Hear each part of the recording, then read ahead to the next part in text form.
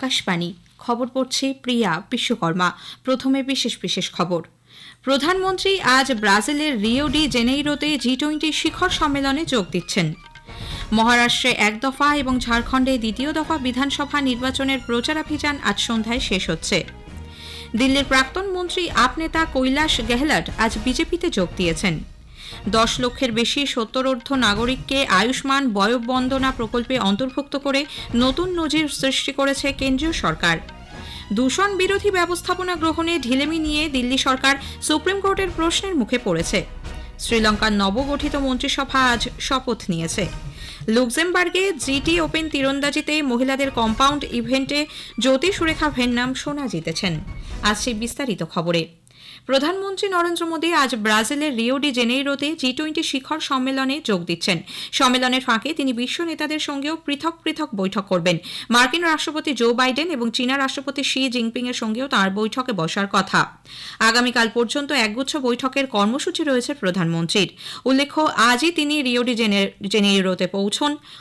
ভারতীয় সম্প্রদায়ের তরফে তাকে উষ্ণ অভ্যর্থনা জানানো হয়। জি20 গোষ্ঠীর 19তম ঘোষণা নতুন দিল্লি ঘোষণা থেকে আরও অগ্রসর হওয়ার এক পদক্ষেপ হতে পারে। দারিদ্র্য ও ক্ষুধার বিরুদ্ধে উদ্যোগ, ডিজিটাল বিভাজন নিয়ে আলোচনা, মহিলাদের নেতৃত্বে উন্নয়ন, সুস্থায়ী উন্নয়নের লক্ষ্যে এগিয়ে চলা, বৈষম্য দূর করা এবং একটি অন্তর্ভুক্তিমূলক ব্যবস্থাপনার মাধ্যমে সমৃদ্ধি আসতে পারে।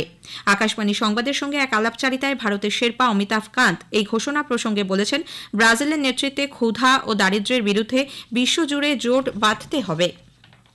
মহারাষ্ট্রে এক দফা এবং ঝাড়খণ্ডে দ্বিতীয় দফা বিধানসভা নির্বাচনের প্রচারাভিযান আজ সন্ধ্যায় শেষ হচ্ছে। বিভিন্ন দলের তারকা প্রচারক ও প্রার্থীরা শেষ মুহূর্তে ভোটারদের মন জয় ব্যস্ত। ঝাড়খণ্ডের তুন্ডায় জনসভা করছেন জেএমএম নেতা মুখ্যমন্ত্রী হেমন্ত সোরেন। এছাড়া গোড্ডা, দুমকা, দেওঘর এবং রাঁচিতেও তার জনসভা করার কথা। বিজেপি নেতা উত্তরপ্রদেশের মুখ্যমন্ত্রী যোগী আদিত্যনাথ আজ সাহেবগঞ্জ, জামতারা ও দেওঘরে দলীয় প্রার্থীদের সমর্থনে প্রচারে যোগ দিচ্ছেন। এছাড়াও আরজেডি নেতা তেজস্বী যাদব, এজেএসইউ এর নেতারাও শেষ মুহূর্তের প্রচার সারছেন। ভোট প্রচারের শেষ পর্যায়ে মহারাষ্ট্রের বিরোধী জোট ভোটার স্লিপ বিতরণ এবং ভোটারদের কাছে পৌঁছানো সহ একাধিক কর্মসূচি নিয়েছে। বিরোধী জোটের সবচেয়ে বেশি সংখ্যক 102টি আসনে প্রতিদ্বন্দ্বিতা করছে কংগ্রেস। প্রতিবেশী রাজ্য মধ্যপ্রদেশ, কর্ণাটক এবং তেলেঙ্গানা থেকে দলীয় কর্মীদের জড়ো করে কংগ্রেস মহারাষ্ট্র জুড়ে সামাজিক কল্যাণ গ্যারান্টি কার্ডও বিতরণ করছে। মহারাষ্ট্রে ক্ষমতাসীন মহায়ুতি সরকার এমন সব প্রকল্প রূপায়ণে ব্যর্থ হয়েছে যা 5 লক্ষ যুবকের কর্মসংস্থান নিশ্চিত করতে পারত বলে কংগ্রেস নেতা রাহুল গান্ধী অভিযোগ করেছেন। মুম্বাইয়ের বান্দ্রা কুর্লা কমপ্লেক্সে এক সাংবাদিক সম্মেলনে শ্রী গান্ধী বলেন, কর্মসংস্থান, মুদ্রাস্ফীতি, মহিলাদের সমস্যা এবং মহারাষ্ট্রের সম্পদ জনগণের হাতে ফিরিয়ে দেওয়ার বিষয়টি এই বিধানসভা নির্বাচনে তাদের ইস্তেহারের প্রধান বিষয়। देखिए, बीजेपी को डिस्ट्रैक्ट करने की आदत है।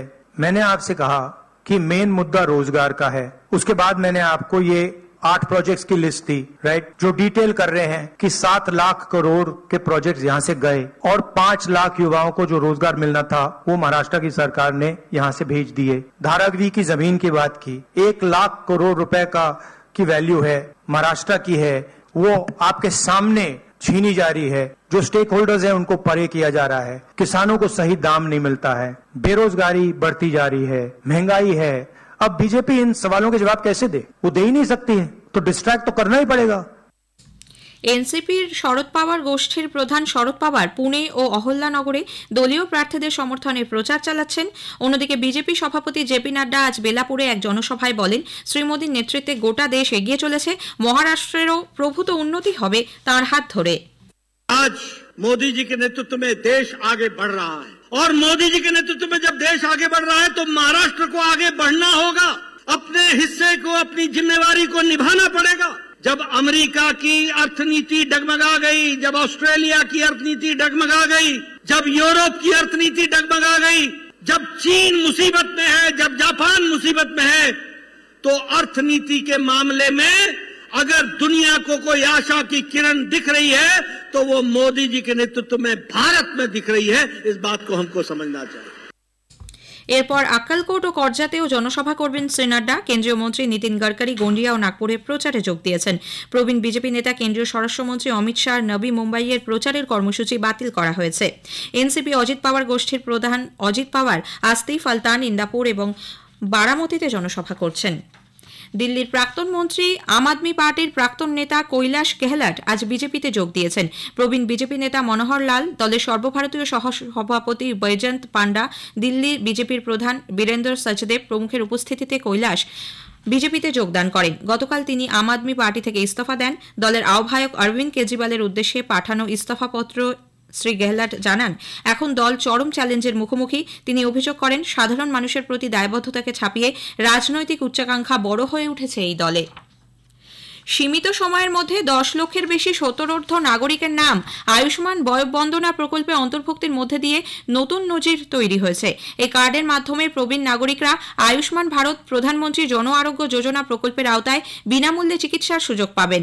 স্বাস্থ্য ও পরিবার কল্যাণ মন্ত্রক জানিয়েছে, 29 অক্টোবর প্রধানমন্ত্রী নরেন্দ্র মোদী এই প্রকল্প শুরু করার মাত্র 3 সপ্তাহের মধ্যে 10 লক্ষেরও বেশি প্রবীণের নাম এতে অন্তর্ভুক্ত করা হয়েছে, যা এক নতুন মাইল ফলক। প্রকল্পে অন্তর্ভুক্ত প্রবীণদের মধ্যে 4 লক্ষ মহিলা। এ পর্যন্ত আয়ুষ্মান বয়োবন্দনা প্রকল্পে 4800-র বেশি সত্তরোর্ধ্ব প্রবীণ নাগরিক এই প্রকল্পে চিকিৎসা খরচ হিসেবে 9 কোটি টাকা পেয়েছেন, যার মধ্যে 1400 জন মহিলা। প্রধানমন্ত্রী নরেন্দ্র মোদী আগামী 24 নভেম্বর আকাশবাণীতে মন কি বাত অনুষ্ঠানে তাঁর চিন্তাভাবনা দেশ বিদেশের মানুষের সঙ্গে ভাগ করে নেবেন। এটি হবে এই অনুষ্ঠানের 116তম পর্ব। সাধারণ মানুষ টোল ফ্রি নম্বর 1800-117800-তে ফোন করে এই অনুষ্ঠান নিয়ে তাদের মতামত পরামর্শ দিতে পারেন। 1922 নম্বরে মিসড কল দিয়ে সরাসরি প্রধানমন্ত্রীকে তা দেওয়া যাবে। নরেন্দ্র মোদী অ্যাপ অথবা মাইগভ ওপেন ফোরামেও জনসাধারণ তাদের মতামত বা প্রস্তাব দিতে পারেন। খবর শুনছেন আকাশবাণী থেকে। দূষণ বিরোধী কড়া ব্যবস্থা বাস্তবায়নে ঢিলেমি নিয়ে আজ সুপ্রিম কোর্টের প্রশ্নের মুখে পড়েছে দিল্লি সরকার।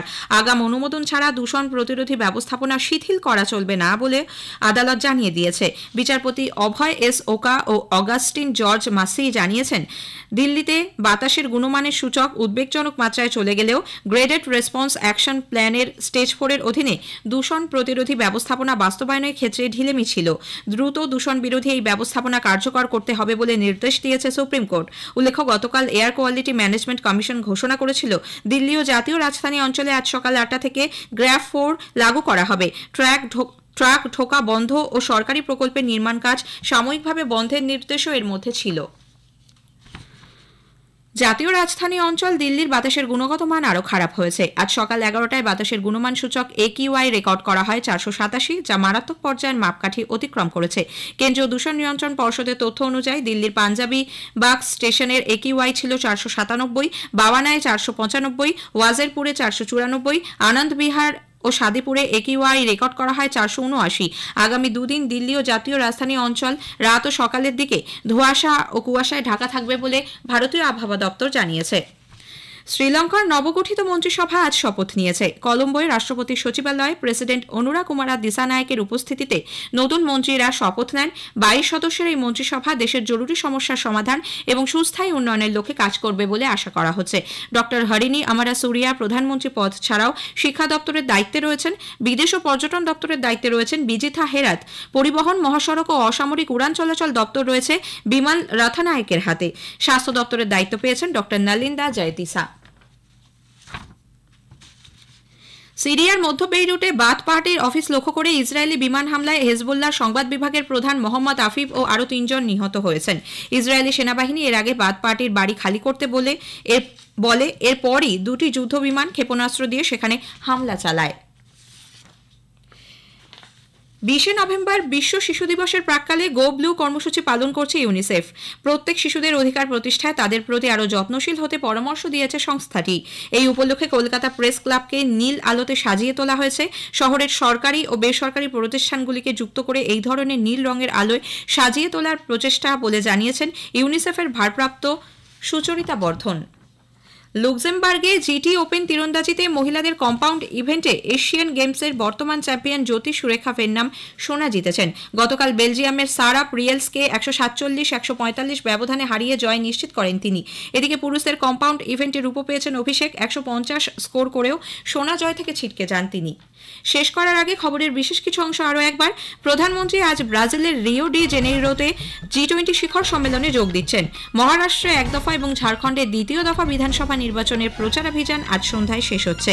দিল্লির প্রাক্তন মন্ত্রী আপ নেতা কৈলাস গেহলট আজ বিজেপিতে যোগ দিয়েছেন। খবর শেষ হলো।